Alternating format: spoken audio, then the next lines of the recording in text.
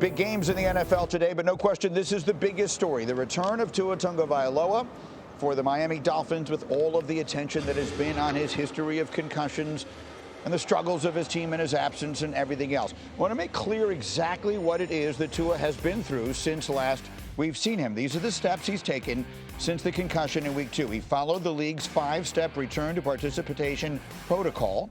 He was examined by the independent neurological consultant following Thursday's practice and cleared to play in today's game. An excerpt spoke with him about his history and did not recommend that he retire from the game. Let's now take a look back through the wild journey that Tua has been on through his career. As far as Tua's career is concerned, I think it's utmost priority of mine for Tua to speak on Tua's career. Tua is struggling. He got hit. He doesn't know where he is. My back kind of locked up on me. But for the most part, I'm good past whatever concussion protocol they had, so I'm good. It's a quick turnaround, so you got to move on quick, and get ready for Cincinnati. I remember the entire night up to the point where I got tackled. He got body slammed. He got thrown down. Those kind of things weigh more on my parents. As a competitor, I want to be out there with the guys. Just want to go out there and do good, do right for the guys inside the building that I see every day. The NFL Players Association has called for changes in the league's concussion protocols, coming amid the controversy surrounding the handling of how Tua Tagovailoa's concussion evaluation was handled in a game against the Bills 2 weeks ago. The Miami Dolphins quarterback entered the NFL's concussion protocol after the team's loss. Was there any thought about, walking away? It's my health, it's my body, I feel like this is what's best for me and my family. I love the game of football. If I didn't, I would have quit a long time. Tua Tagovailoa, deep shot, and it's caught. Touchdown! Pressure, he's going to run with it, puts his head down and gets bounced down at the 6, and he looks dinged, Joe. Well, this is not good. No, it's not. I'm frustrated, but this is what it is. Do I want to be known for this? No, I don't, but that's the cards I've been dealt with, given the history of it. We don't look at boxers the same way. We don't look at hockey players the same way. But I just think because of what happened and the magnitude that it's becoming more of an issue here in the league. Did they clear you for not having an advanced risk of concussion this season? What did they clear you? They cleared me from my concussion that I had. Will you wear a Guardian hat? Nope. Why? Personal choice. So many people in the outside world are saying, retire, you don't play this and that. Yep. Symptom free the next day. I wasn't paying attention to any of it. So how much risk do you think you're taking? Well, how much risk do we take when we get up in the morning to go drive to work?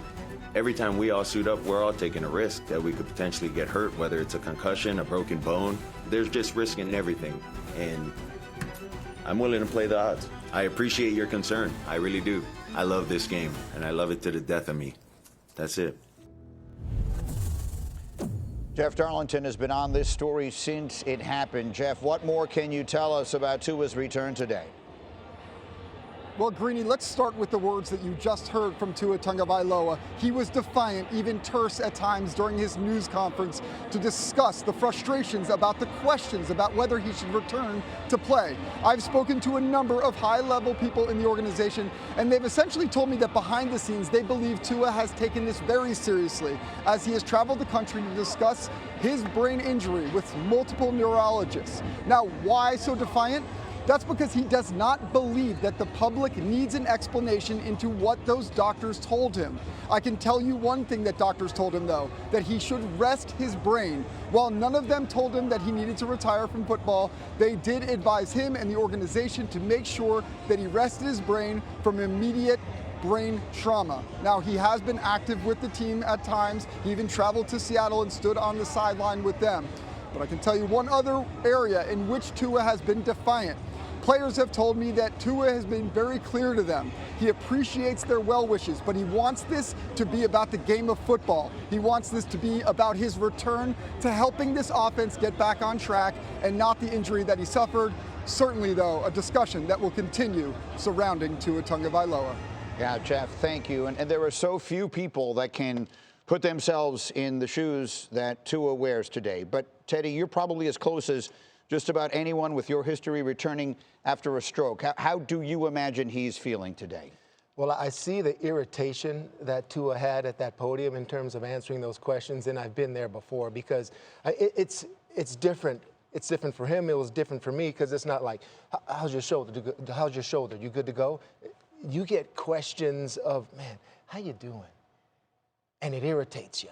It irritates you because you don't want to have to deal with that. I went through the same frustration. I remember going into a defensive meeting room, right? And I sat next to Mike Vrabel, and I was so pissed off because it never was about football. It wasn't about football for weeks and weeks that entire season. It was about how you're doing and the comeback that you're making. And I told Vrabes this, and Vrabes looked at me, and he said, Brew, you're never going to live this one down.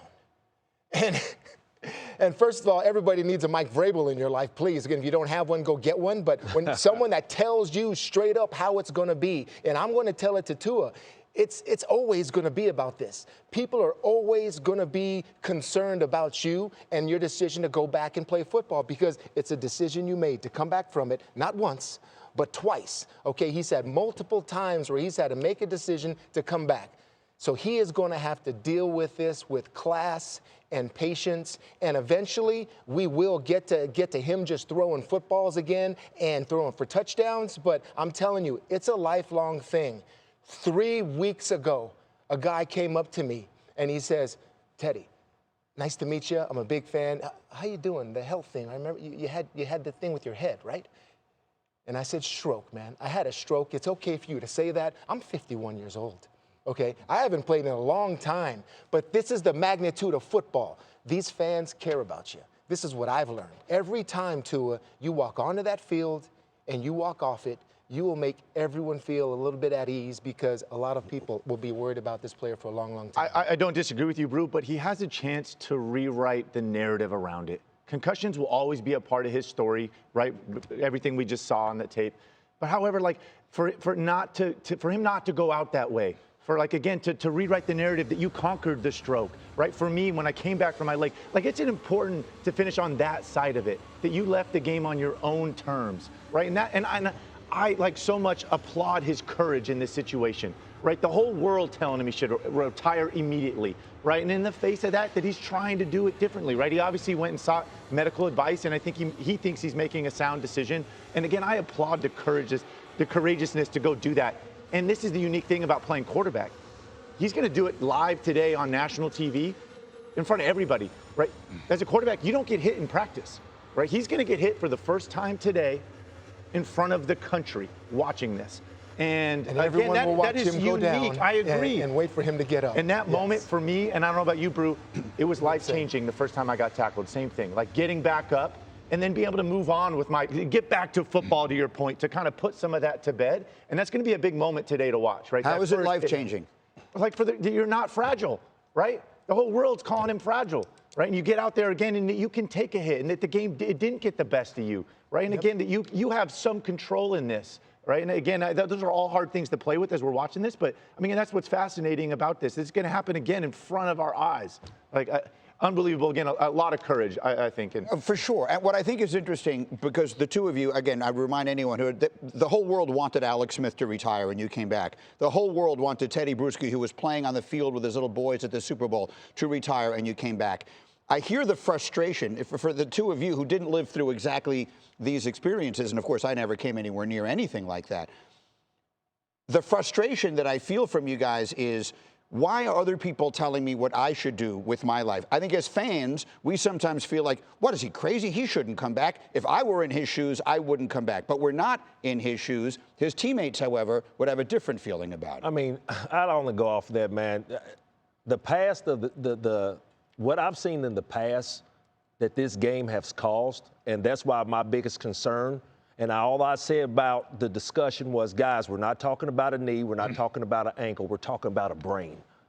So, you know, I'm not going to get into that. I just know if something reoccurs, I would not want to be up here talking about another concussion in Miami. But let's move forward to today's game, what I'm excited about, Greeny. What I am excited about is the wide receivers for the Miami Dolphins getting a chance to get their quarterback. And the reason why, I know what it feels like to miss your quarterback for a certain amount of time. Why? Tyreek Hill. No touchdowns in the absence of Tua Tagovailoa. One thing about Mike McDaniels, just seeing him flustered over there because why? He can't call the plays that he's used to calling for his playmakers. And while Tua was out and Tyreek Hill has no receiving touchdowns, there's a guy that has a receiving touchdown, Jared Goff. Do y'all remember his receiving touchdown in the Detroit Lions? So there is some guys offensively that has tremendously missed their quarterback, and I can't wait to see the performance today. Yeah, I guess my final thought on this is like, I would never put a player out there if I wouldn't put my son out there. And so I think right now, having the fact that this has been, 5 weeks now or something like that, you certainly feel a hell of a lot more comfortable about it. And the fact that he is going to all these experts and finding the opinions that way. And this team's going to know a hell of a lot more about it than I would. But that was something that I would do with all of my players. And the only issue I ever had was the very first time it happened. I thought it was when we all saw it, what the hell is he doing going back out there, okay? But I think as a general rule of thumb, that's the way you treat your roster, all right, with the respect for that player and sometimes protecting that player from himself. I think this one here, though, a long-term thing, all right, that he's got to face it or whatever, that's his decision, period, all right, because he's going out there. Now, again, if you know that he, you know, the best of your knowledge, he's got his faculties and he's I mean, that's now it's on to him. But if you ever think for one split second that, hey, you know what, maybe he took a hit and he just doesn't look right to me, get his ass out of it. Get him out of the game. Get him out of the game. Yeah. Protect himself.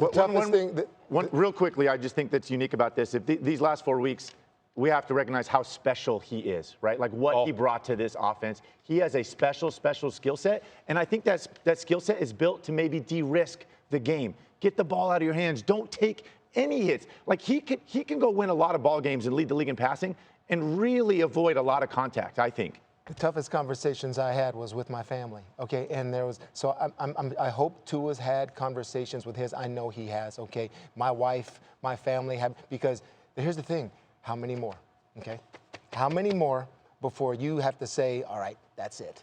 I get one more, that's it. What is it, 2? What is it, 3? I mean, that's something that he has to, because it's very possible that another one can happen. So I hope he's had those conversations. Let's just pray it never happens again. He has made it clear. He has had those conversations with his family. They've been close to him since he came from Hawaii to Alabama. Now he obviously has a wife and children as well to take into account. So it's a story that has a little bit to do with football and a lot to do with a lot of things more important than football. That said, the actives and inactives for the early games have come out, and Adam Schefter has the very latest on those. Shefty, what do we need to know? Well, Greeny, the other story of the day, aside from Tua Tagovailoa, is, of course, the status of Jaden Daniels in Washington. And the signs continue to point to him being able to play. The team wants to test him at the stadium to make sure his rib injury is okay. But assuming it is, I would think he's going to wind up playing today. Will Levis, inactive for the Titans. Tyreek Hill, as we expected, active. T. Higgins, as we talked about, inactive. Zay Flowers, as we knew in advance, is active. Bucky Irving active, and DK Metcalf